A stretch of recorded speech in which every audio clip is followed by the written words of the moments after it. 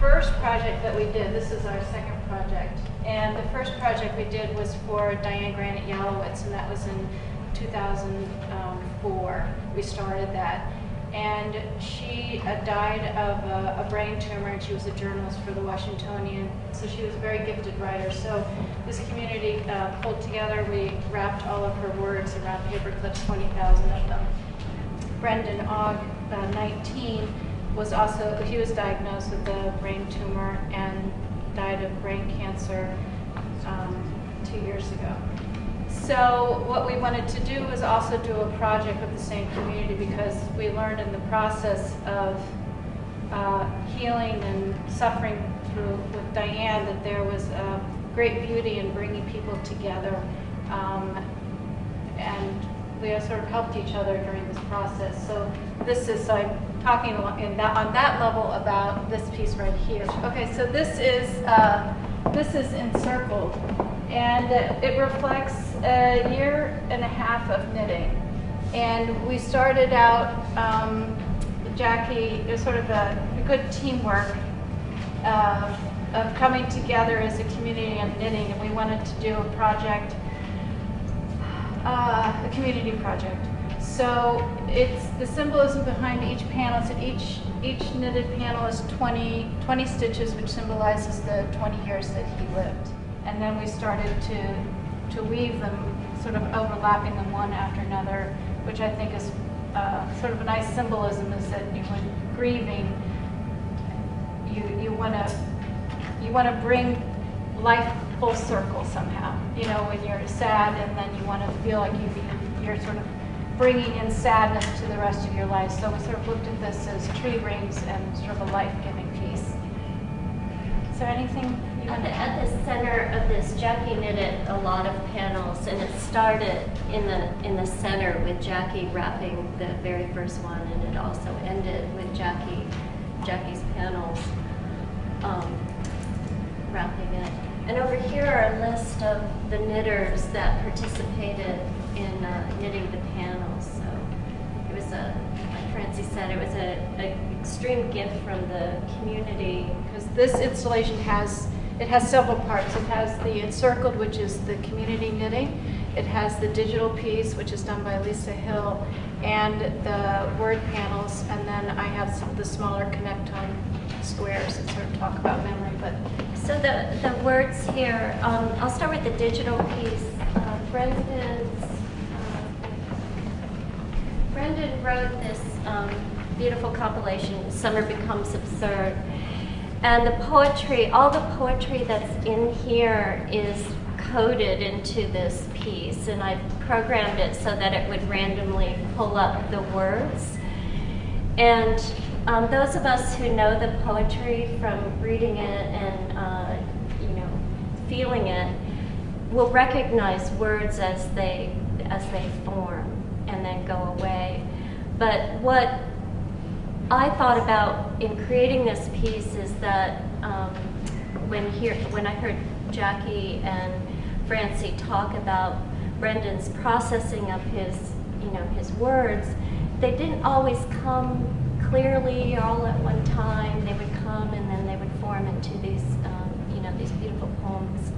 So that's what this piece is. It's just the words come up, and again, those who are intimate with the poetry recognize where the words are from.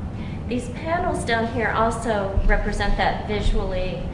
Just this, I would say, a bit of chaos that went on and then came to such beautiful clarity. So what you'll see are all these words kind of overlapping and trying to form and become clear. And that's what happens at different times. Sometimes it's at the end of the cycle, sometimes it's at the beginning. And again, it's representing the thought process and his thinking at the time. Yeah, and just talking about circling, that Brendan actually wrote poetry here during a poetry workshop. So the symbolism that we can be exhibiting this here is really quite an honor, and it's sort of very powerful for us because we know within this space that Brendan wrote these poems. So it has great meaning for us to be here to have all of this, the presence of all these people that knitted, who might not have known Brendan directly, but they related to the story. And that's the part that we found very powerful, is that this lovely sort of ripple effect that everybody reached out and wanted to participate. And so we hope that it won't end here, that we hope to continue actually the piece and show it somewhere else, and continue the knitting and have it grow. Not only did he write beautiful poetry, but he was willing to talk about his illness, and he had such enthusiasm for life that I was really very engaged and captivated by how Brendan had that kind of strength. And so I had been thinking about memory, and I wanted to do some work that was based on how the mystery of memory. And so I looked into different scientific studies, and there's something that's going on through Sebastian Sung at MIT, and they're mapping the brain through slicing the brain and photographing all their neurons, and he calls it connectomes, which is actually a made-up word. That's what I like about science, you can just make up a word. So it's a connectome. And these are parts of, these squares are on the floor, so they, which I sort of think is sort of connector squares, is sort of how memory works, and that they're kind of work in tandem with how Brendan was able to process a lot of memory and a lot of feelings and a lot of sentiments, and that he would clarify it into a poetry. So I sort of artistically took all of that kind of momentum that he had and then worked on these sort of squares to sort of symbolize his pursuit to bring clarity to what he was thinking.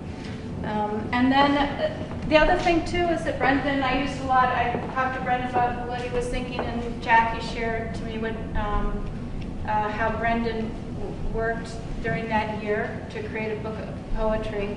And he talked about his brain being Swiss cheese or quicksand. And also he talked about how if sometimes music or something would trigger a thought, and then he could sequence something, which is things that sometimes we could also feel like, oh yeah, I got it, and then the sequence. And that's where I came into the idea of doing a sort of a domino theme, where one thought triggers another thought. And it's part playful as well, because I think you gotta have a little fun when you're thinking about memories to make everything come together. So just for the material, it's aluminum panel. I drill into it, I paint on it, and then these are actual scientific scans of neurons that I had etched into the aluminum panel. And then this is just, these are hand drilling. And there is one theme.